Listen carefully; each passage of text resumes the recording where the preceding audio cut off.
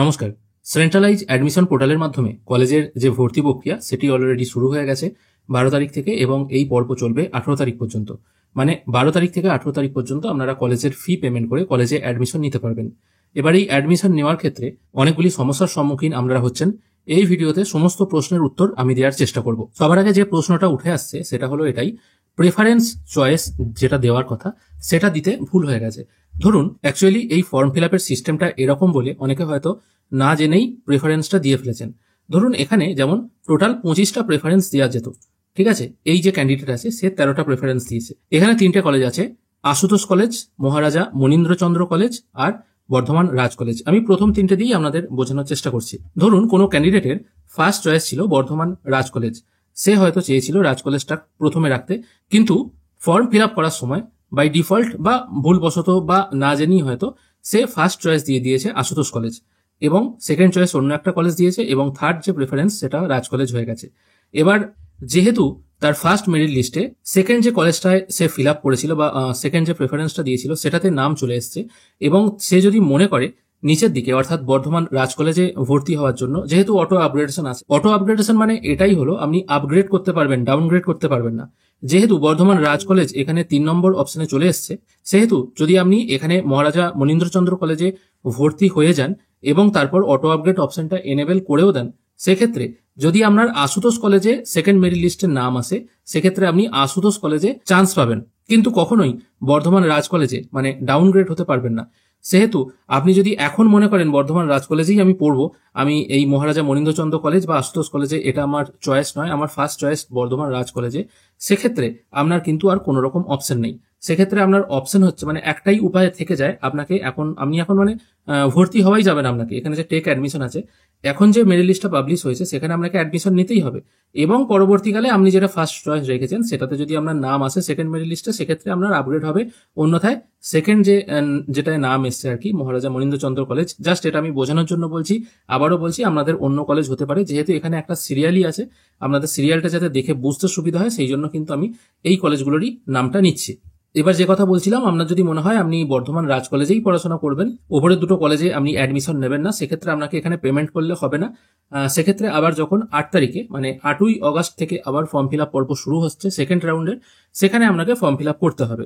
এবার মুশকিল হচ্ছে তখন এটাই, সেকেন্ড রাউন্ডে বর্ধমান রাজ কলেজে আর সিট থাকবে কিনা সেটাও দেখার ব্যাপার চলে আসছে।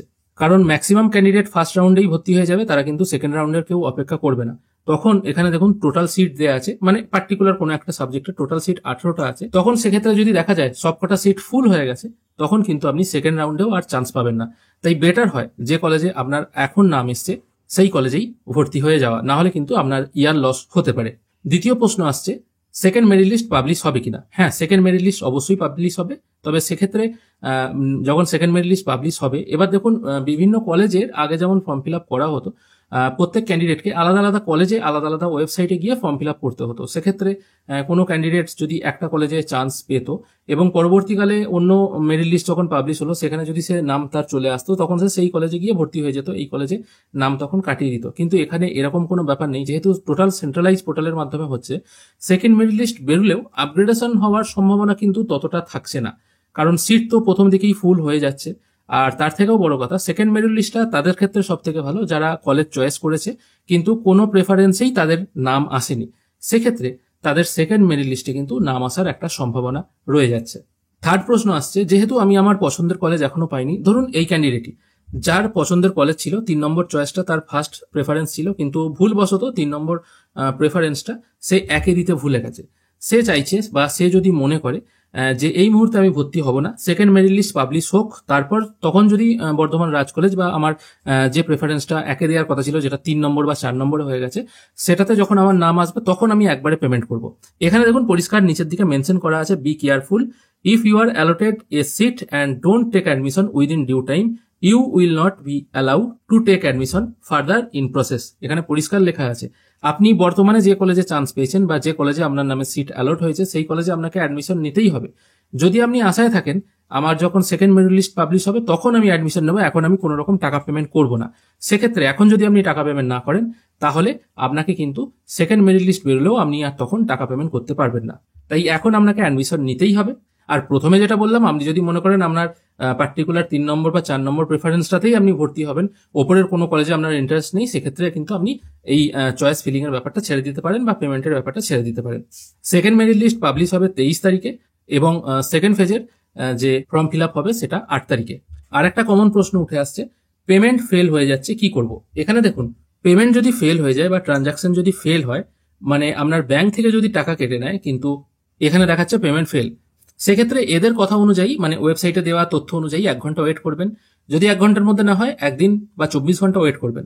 24 ঘন্টা পর যে ব্যাংক থেকে আপনার টাকা ডেবিট হয়েছে সেই ব্যাংকের কাস্টমার কেয়ারে বা সেই ব্যাংকের ব্রাঞ্চে গিয়ে আপনি লিখিত বা কাস্টমার কেয়ারে হলে ইন ফোন কল আপনি অভিযোগ জানান উইথ রেফারেন্স নাম্বার সহ, যদি ইউপিআই এর মাধ্যমে করেন বা যেভাবেই করুন না কেন, রেফারেন্স নাম্বার সহ অভিযোগ জানান। যদি কোনো রকম প্রবলেম থেকে থাকে উইদিন 3 to 4 ওয়ার্কিং ডেজ আপনার টাকা কিন্তু হয় রিফান্ড হবে, না হলে এখানে পেমেন্ট সাকসেসফুল হয়ে যাবে। অনেকের ক্ষেত্রে অটো আপগ্রেডেশন অপশনটা আসছে না, যেমন আমি এখানে টেক অ্যাডমিশন অপশনটায় ক্লিক করছি, এখান থেকে সিলেক্ট সিট ওবিসি করতে হবে। যখন আপনি ফর্ম ফিল আপের সময় ওবিসি বি এ যেটা সিলেক্ট করেছিলেন সেটা এখানে চুজ করতে হবে। আর অটো আপগ্রেডেশন অপশনটা অনেকের একদম ডাইরেক্ট নো আসছে, সেক্ষেত্রে ইয়েস নো এই যে এখানে অপশনটা দিচ্ছে এটা কিন্তু আসছে না। যাদের নো আসছে তাদের প্রবলেমটা এটাই হচ্ছে, তারা এই যে প্রেফারেন্স যখন সাজিয়েছিল, কেউ যদি প্রথম প্রেফারেন্সে যে কলেজটা রেখেছে সেই কলেজেই তার নাম চলে আসে, সেক্ষেত্রে কিন্তু সে আর অটো আপগ্রেডেশন করতে পারবে না। আমি আবার বলছি, আপগ্রেডেশন মানে কি? উপরের দিকে যাওয়া। আপনার 2 নম্বরে নাম এসছে, আপনি উপরের দিকে কতদূর ম্যাক্সিমাম যেতে পারবেন আশুতোষ কলেজে? ধরুন আপনার 9 নম্বর কলেজ যেটা আছে সেই কলেজটায় নাম এসছে, এখানে আপনি ভর্তি হয়ে রইলেন। আপগ্রেডেশন অপশন যদি এনেবল করে দেন, উপরের দিকে মানে 7, 8, 5, 4, 1 এই দিকের কলেজগুলোই আপনি যেতে পারবেন। কিন্তু যদি এরকম হয় আপনি প্রথম দিকের কলেজটাতেই চান্স পেয়ে গেছেন বা সেই কলেজেই আপনার নাম চলে আসছে, সেক্ষেত্রে তো আপনি নিচের দিকে নামতে পারবেন না, ডাউনগ্রেড তো এখানে হচ্ছে না। সেক্ষেত্রে যারা প্রথম দিকের কলেজেই চান্স পেয়ে গেছে সেক্ষেত্রে কিন্তু তাদের বা প্রথম দিকের কলেজটায় যে চান্স পেয়েছে সেক্ষেত্রে তার অটো আপগ্রেডেশন অপশন আসবে না। এবার ফর্ম ফিল আপ করার সময় কেউ যদি প্রেফারেন্স এদিক ওদিক দিয়ে ফেলে, তার কিন্তু আর কোনো রকম অপশন নেই। হয়তো সে তার বাড়ির হচ্ছে ধরুন মালদা, সে প্রেফারেন্স দিয়েছে উত্তর দিনাজপুরের কোনো কলেজে এবং সেই ফার্স্ট প্রেফারেন্সে উত্তর দিনাজপুর কলেজেই তার নাম চলে এসেছে। মালদার কলেজটা হয়তো তার সেকেন্ড প্রেফারেন্স বা থার্ড প্রেফারেন্স হয়ে গেছে, তার কিন্তু কোনো অপশন নেই তার মালদা কলেজে আবার নতুন করে অ্যাডমিশন নেওয়ার। আর একটা কমন প্রশ্ন আসতে পারে, সেটা হচ্ছে এটাই, ফর্ম ফিল আপ করার সময় আমি পাস কোর্স সিলেক্ট করে ফেলেছি, আমি অনার্স এই মুহূর্তে পড়তে চাই, সেক্ষেত্রে আমার কি আর কোনো অপশন আছে? সেক্ষেত্রে আমি বলবো এখন কিন্তু আর ফর্ম এডিট করার কোনো রকম অপশন নেই, আপনি যেটা পেয়েছেন সেটাই ভর্তি হতে হবে।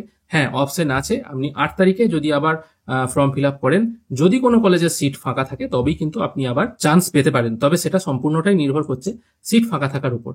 আর পেমেন্টের ব্যাপার তো আমি বলে দিলাম, পেমেন্ট প্রসেস একই, তবে বেটার হয় আপনারা যদি কিউআর কোডের মাধ্যমে পেমেন্ট করেন। কিউআর কোড বলতে এখানে 2 টাইপের কিউআর কোড আছে, একটা ফার্স্ট কিউআর কোড আছে আর একটা ইউপিআই কিউআর কোড আছে, এখানেও করতে পারেন। প্রথম কিউআর কোডটাতেও করতে পারেন। আমি এখানে একটা দেখছি ট্রাই করে পেমেন্ট সাকসেসফুল ভাবে হচ্ছে কিনা, আমি জাস্ট এটা টেস্ট করার জন্য দেখছি। পেমেন্ট মোটামুটি সাকসেসফুল হয়ে যাচ্ছে, পেমেন্টের ক্ষেত্রে কিন্তু কোনো রকম কোনো প্রবলেম হচ্ছে না। পেমেন্ট করার পর আর একটা খুব কমন প্রশ্ন আসবে বা আপনাদের মনে হয়তো আসতে চলেছে, সেটা হলো ভেরিফিকেশন কিভাবে হবে, কোথায় হবে, কখন হবে?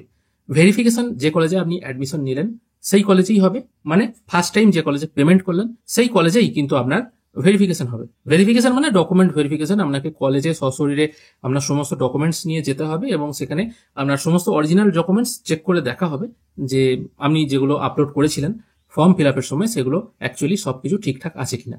এবার যখন আপনার আপগ্রেডেশন হবে, মানে আপনি সেকেন্ড চয়েস থেকে ফার্স্ট চয়েসের দিকে যখন যাবেন, তখন কিন্তু সেই কলেজে আর ভেরিফিকেশন করার প্রয়োজন নেই, ওই একবার ভেরিফিকেশনেই কিন্তু সব কাজটা হয়ে যাবে। এরপরেও যদি কোনো প্রশ্ন থেকে থাকে কমেন্টে করতে পারেন, আমি আপনাদের সমস্ত প্রশ্ন নিয়ে একটা ভিডিও আবার বানিয়ে দেবো। আশা করি আজকের এই ভিডিও আপনাদের ভালো লেগেছে, যদি ভালো লেগে থাকে অবশ্যই একটি লাইক করবেন। ভিডিও দেখার জন্য অসংখ্য ধন্যবাদ, ভালো থাকবেন।